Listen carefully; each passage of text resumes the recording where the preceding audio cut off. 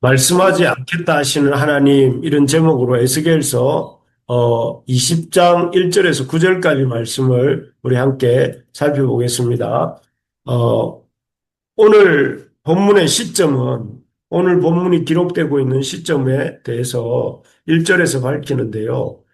바벨론의 2차 침공으로 여호야긴 왕이 포로가 된 지 6년하고 5달이 된 시점이었습니다. 바벨론의 두 번째 침공으로 또 어제 나왔던 둘째 사자 얘기가 나왔지 않습니까? 그 주인공인 여호야긴 왕이 포로가 된 지 6년하고 5달이 지난 시점이었습니다. 이때 이스라엘 장로들이 에스겔 선지자를 찾아와서 여호와께 묻고 그 말씀을 듣고자 합니다. 그래서 아마도 그동안 이제 에스겔 선지자가 그들 가운데서 지속적으로 하나님 말씀을 전한 결과 그들의 마음속에 하나님과 하나님에 대한 하나님의 뜻에 대한 관심이 조금 생긴 것 같습니다. 그런데 이렇게 하나님의 뜻을 물으려고 찾아온 이스라엘 장로들에게 하나님께서 이 보이신 반응은 좀 부정적입니다. 3절을 제가 읽어드릴게요. 인자야 이스라엘 장로들에게 말하여 이르라. 주 여호와께서 이렇게 말씀하셨느니라. 너희가 내게 물으려고 왔느냐? 내가 나의 목숨을 걸고 맹세하거니와 너희가 내게 묻기를 내가 용납하지 아니하리라. 주 여호와의 말씀이니라. 이렇게 되어 있습니다.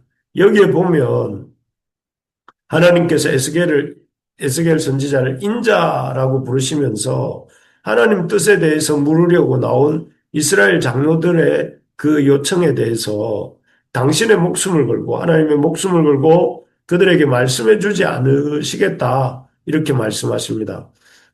참 부정적인 걸 넘어서서 아주 강경한 말씀입니다. 우리가 알고 있는 하나님은 누구든지 목마르거든 하나님께 나와서 생수를 마시라 이렇게 말씀하신 분이고 또 누구든지 수고하고 무거운 짐진 자들은 다 내게로 오라 이렇게 말씀하신 하나님 아니십니까? 그런데 그 하나님께서 여기에서는 이렇게 하나님 말씀을 들으려고 나온 이스라엘 장로들을 향해서 이렇게 내가 목숨을 걸고 너희들에게 내 뜻을 말해주지 않겠다 이렇게 말씀하시는 참 모습은 지난번에도 한번 이런 비슷한 모습이 있었는데요. 참 이례적이고 좀 참 어색한 하나님은 이런 분이 아니신데 하는 생각이 들게 만드는 그런 내용입니다. 하나님께서 왜 이스라엘 장로들에게 당신의 목숨까지 거시면서 이렇게 말씀하지 않겠다 이렇게 하시는 것일까요? 그 이유가 무엇일까요? 첫째는 이스라엘 백성의 겉다르고 속다른 모습 때문입니다. 이스라엘 장로들은 겉으로는 방금 본 것처럼 하나님의 뜻을 또 하나님께 물으려고 이래 나왔습니다. 하지만 실제로는 여기 4절에 보면 인자야 내가 그들을 심판하려느냐 그들을 심판하려느냐 그들에게 그들의 조상들의 가정한 일을 알게 하여 이렇게 되어 있습니다. 여전히 그들은 그 조상들의 가정한 일을 여전히 이 바벨론 땅에 와서도 계속하고 있었던 것 같습니다. 그래서 겉으로는 하나님 말씀을 들으려고 하는 것 같았지만 실제로는 여호와 하나님의 뜻과 말씀을 들으려고 하는 마음보다는 그저 자신들이 언제쯤 포로 생활을 끝내고 돌아갈 수 있는지 마치 그 수많은 우상들에게 묻는 것 중에 하나인 것처럼 여호와께 나와서 물었던 것이죠. 다시 말해서 그들의 초점이 하나님의 뜻을 정말 아는 데 있다라기보다는 자신들이 언제 포로된 상태로부터 노연할지 자신들에 대한 어떤 생각에만 가득 초점이 맞춰져 있었던 것입니다. 그래서 하나님께서 이렇게 겉으로는 하나님께 나왔지만 속마음이 여호와를 향하고 있지 않는 그 이스라엘 장로들에게 그 뜻을 하나님의 뜻을 말씀해 주지 않으시겠다 하신 것이죠.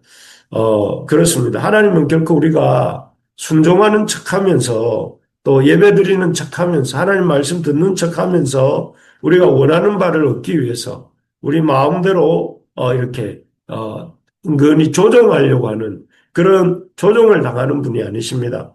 하나님은 우리가 이렇게 조종할 수 있는, 그래서 내가 순종하는 척 해주면 그 순종하는 것에 속아서 또 이렇게 우리에게 하나님의 복을 또 하나님의 말씀을 들려주시는 그런 분이 아니라, 하나님은 우리가 경배하고 섬겨야 될 분, 우리가 참으로 두려워하고 또 하나님을 높임으로 섬겨야 될 분이십니다. 그래서 우리가 하나님 앞에서 척하지 말고 하나님 앞에 믿는 척, 듣는 척, 기도하는 척 하지 말고 하나님 앞에 온전히 우리의 마음까지도 드리면서 또 진심으로 하나님 앞에 우리의 삶을 드리면서 순종하고자 하는 마음으로 말씀을 들을 수 있기를 바랍니다. 지금 우리에게 문제가 많죠. 가족들 가운데도 문제가 있고 또 하는 일에도 문제가 많고 이런 문제들이 많습니다. 그런 문제들이 풀려야 되고 또 풀어가야 될 것입니다. 그렇지만 그런 문제만 해결하려고 하나님 앞에 나오지 말고 하나님 앞에 참 하나님과의 관계를 바르게 하고자 하는 마음을 가지고 하나님을 진심으로 겉과 속으로 다 주님을 향하는 그런 태도로 나오는 우리가 될 수 있기를 바랍니다. 두 번째로 보면 하나님께서 하나님의 뜻을 묻는 장로들에게 말씀하지 않겠다 하시는 이유가 있습니다. 그것은 첫째가 그들이 겉과 속이 다르기 때문이라 한다면 이 그 두 번째 이유는 이스라엘 백성의 그 조상들 때로부터 내려오던 이 죄악 때문입니다. 여기 7절, 8절에 보면 이렇게 말씀하십니다. 또 그들에게 이르기를 너희는 눈을 끄는 바 가져간 것을 각기 버리고 애굽의 우상들로 말미암아 스스로 더럽히지 말라. 나는 여호와 너희 하나님이라 하였으나 그들이 내게 반역하여 내 말을 즐겨 듣지 아니하고 그들의 눈을 끄는 바 가증한 것을 각기 버리지 아니하며 애굽의 우상들을 떠나지 아니하므로 내가 말하기를 내가 애굽 땅에서 그들에게 나의 분노를 쏟으며 그들에게 진노를 이루리라 하였노라 이렇게 되어 있습니다. 여기에 보면 이 말씀이 주어진 이 시점은 이스라엘 백성을 이 종되었던 애굽 땅에서 인도하여서 이게 구원하셔서 출애굽시키셔서 그들을 젖과 꿀이 흐르는 가나안 땅, 이 모든 땅 중에 아름다운 가나안 땅에 들어가게 하신 후에 주신 말씀입니다.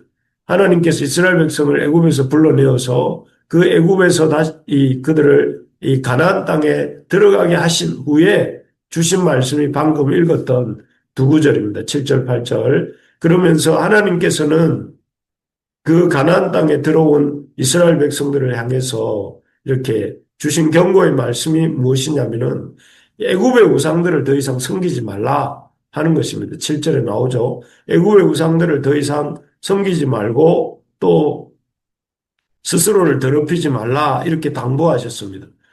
하나님이 그렇게까지 애굽에서 이스라엘을 불러내셨고 그들을 가나안에 이 우상을 섬기던 민족을 멸하시고 정착하게 하셨다면 이스라엘 백성들이 적어도 하나님 참 우상들을 싫어하시는구나 이렇게 생각을 하고 그 우상 섬기는 일을 이렇게 멈추었어야 마땅합니다. 게다가 하나님께서 이렇게 말씀을 주시기까지 하시지 않았습니까? 애굽의 우상들을 섬기지 말고 스스로 더럽히지 말라고 경고하셨다면 또 그 하나님의 일하심을 보았다면 우상 섬기는 일을 이렇게 중단했어야 마땅합니다. 그런데 8절에 보면 어떻게 말하는가 하면 그들이 내게 반역하여 내 말을 즐겨 듣지 아니하고 그들의 눈을 끄는 바 가증한 것을 각기 버리지 아니하고 애굽의 우상들을 떠나지 아니함으로 이렇게 되어 있습니다. 그들은 여전히 가나안 땅에 들어가서도 우상을 떠나지 아니하고 가증한 우상 숭배를 계속했다 이렇게 말하고 있습니다. 이 모습은 지금 바벨론 땅에 들어와서도 여전히 우상을 섬기고 있었던 이스라엘의 모습과 다를 바 없습니다. 마치 가나안 땅에 들어가서도 조상들이 우상을 섬겼던 것처럼 지금 바벨론 땅에 와서도 이 우상 때문에 나라가 망하는 것을 보고 바벨론 땅까지 끌려온 마당에도 여전히 우상을 섬기고 있는 그들을 향한 경고의 말씀인 것이죠.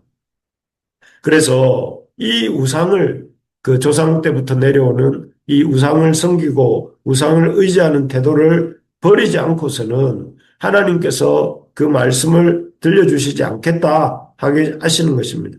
그렇습니다. 하나님은 결코 우리가 겸하여 섬길 수 있는 분이 아닙니다. 우상도 섬기고 하나님도 섬기고 이게 안 되는 분이 하나님입니다. 사실 하나님은 참 하나님이시고 우상은 이 존재하지 않는 것입니다. 그래서 우리가 하나님 앞에 나갈 때 하나님을 참으로 경외하고 높인다는 것은 하나님을 우상들 중에 한 우상, 수많은 우상들이 어떤 뜻을 물으면 그 답을 주는, 정죄를 주는 것처럼 그렇게 우상 앞에 나아가는 태도를 가지고 하나님 앞에 나오면 안 된다 하는 것입니다. 오직 한 분이신 하나님, 오직 유일하신 하나님을로 인정하면서 그 하나님의 말씀을 들으려고 해야 되고, 들은 후에는 그 말씀을 자기 길을 즐겁게 한 후에 그치는 것이 아니라 하나님 그 말씀에 전적으로 순종하고 또 그 말씀대로 살고자 애쓰려고 하나님 말씀을 듣고자 해야 되는 것입니다. 그렇게 할 때에 비로소 하나님은 당신의 말씀을 그 묻는 자에게 들려주시겠다 하시는 것이죠. 우리가 하나님의 말씀을 하나님을 오직 유일하신 하나님으로 알고 또 하나님의 말씀을 귀만 즐겁게 하는 그런 말씀으로 듣는 태도를 버리고 하나님의 말씀을 온 힘을 다해서 우리가 듣고 순종해야 될 말씀으로 듣는 그런 태도를 가질 수 있어야 되겠습니다. 우리 조상들로부터 내려오는 여러 가지 우상 숭배의 이런 태도들을 우리의 흔적들이 우리에게 있는데 그러한 태도들을 버리고 온전히 하나님의 말씀을 듣는 우리가 되기를 원합니다. 말씀을 맺겠습니다. 아무리 하나님의 말씀을 듣고자 한다 할지라도 하나님 말씀을 듣고자 하는 겉으로의 신용은 하면서도 속으로 하나님 말씀을 듣고자 하지 않는다든지 또 하나님 말씀을 참 하나님 말씀으로 듣지 아니하고 온갖 우상들의 말과 같은 말로 생각하면서 듣는다면 그 사람에게는 하나님이 말씀하시지도 않고 혹 말씀하신다 할지라도 그 말씀을 그 사람은 알아들을 수 없다는 것을 우리가 기억하면서 하나님 말씀 듣기 위해서 힘쓰고 그 말씀 앞에 이렇게 우리가 우리의 온 삶을 들여 순종하고자 하는 태도로 그 말씀을 듣는 우리 부르심의 가족들 다 되시기를 주의 이름으로 축복합니다. 아멘.